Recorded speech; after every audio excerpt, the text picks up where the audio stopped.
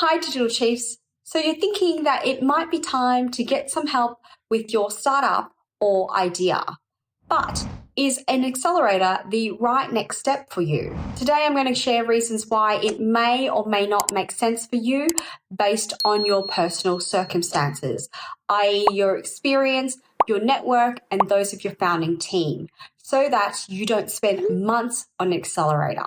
Now, if you don't know what an accelerator is, or you've heard similar terms such as incubator, lab, studio, or scale-up program, then you might actually want to check out my other video to understand the differences between all of these. There are some situations where I would highly recommend a founding team go through an accelerator program, while others might not need one. Firstly, let's go through situations where some of you would benefit from an accelerator program. If you fall into one or more of these categories, I would highly recommend that you join at least one.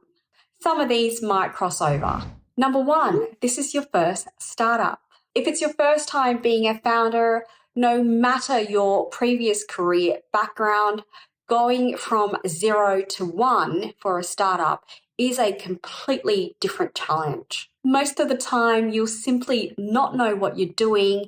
You'll typically overbuild the product and not do enough customer testing. Even the basics of understanding how to form a legal company, how to hire someone, and how to complete your taxes is valuable to learn in an accelerator. Number two, you're a solo founder. As a solo founder, you will simply have a smaller network to tap into and less resources compared to having 2 or 3 founders. Solo founders have a higher rate of failure. So if there is any way to limit the number of mistakes by learning from others, then it's an incredibly good use of your time. Number 3, you're building a startup in an industry that you don't know or understand very well. There's really a host of reasons why this would be problematic.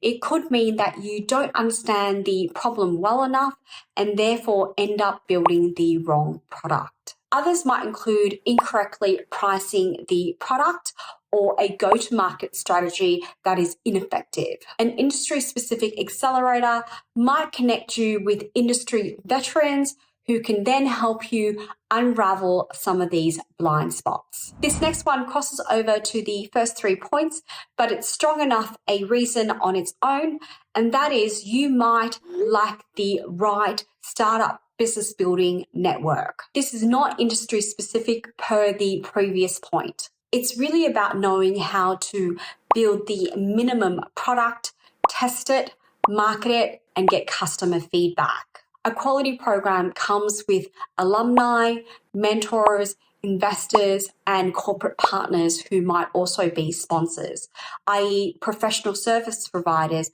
who can actually help with startup business building. Many of them will provide bonuses and offers such as data credits, discount memberships that can really make a difference to the basics of business building. I know I ran programs that had up to 100K in savings per startup.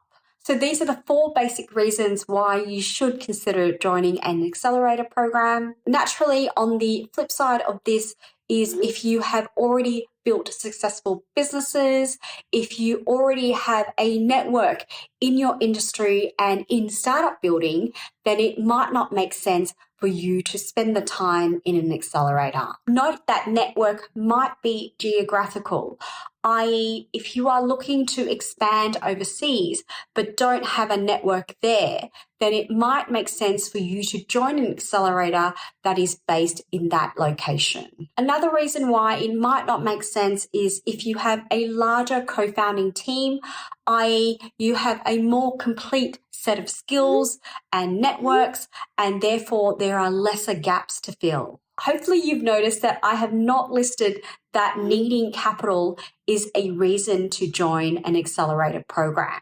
The reason for that is because the amount of time it takes for you to vet a program, apply, interview, and negotiate the terms is quite an investment of time, even without actually participating in the program.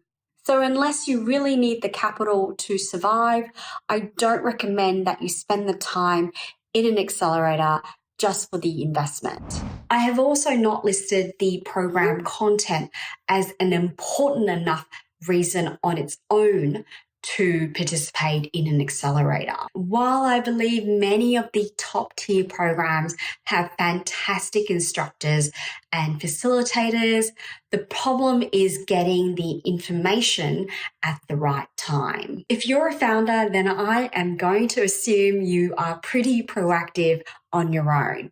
So more than likely, you're probably Googling for a lot of answers. It might be the reason how you found this video. Getting the right information at the right time increases the likelihood of you retaining it and then putting it into practice. Otherwise, it's usually forgotten because you weren't ready for the information. I liken this to going to university. How many of your lectures have you retained and used in your career?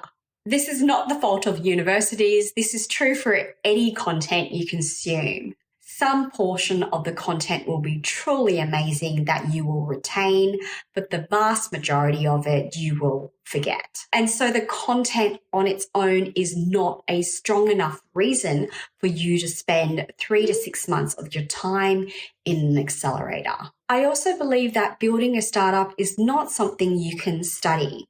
It requires that you are out there applying the lessons so that you can retain it in your memory. For example, if you are listening to a session on public speaking, but you don't actually pitch until another month, then research has shown that 50% of the information is lost overnight. For sleep-deprived founders, it's probably even less.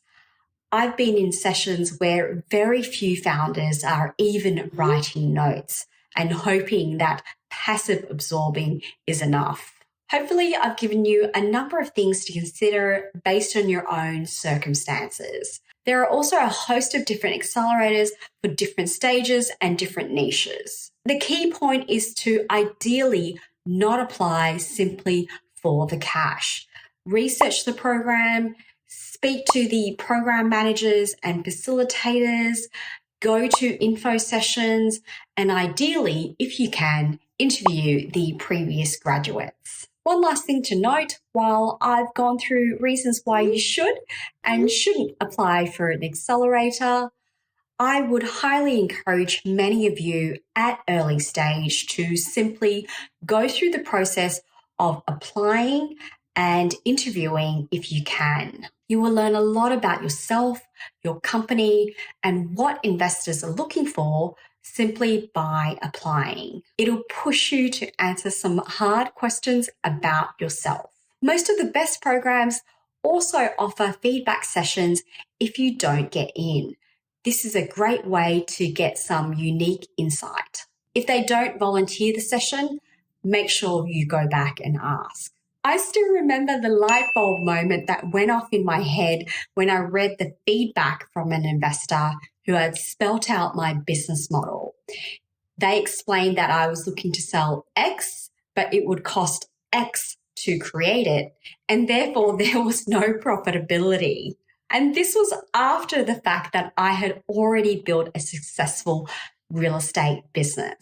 Hopefully, you're doing much better than I was. If you decide an accelerator is for you, then you might want to check out my next video on what to look for in an accelerator. It will outline some questions you should ask, red flags to look out for before you spend months committed to a program and giving up equity. If you're looking for some help to review your accelerator application, grant application, or pitch deck to make sure you don't miss any key points, feel free to order my 5-point review or book in for a coaching session.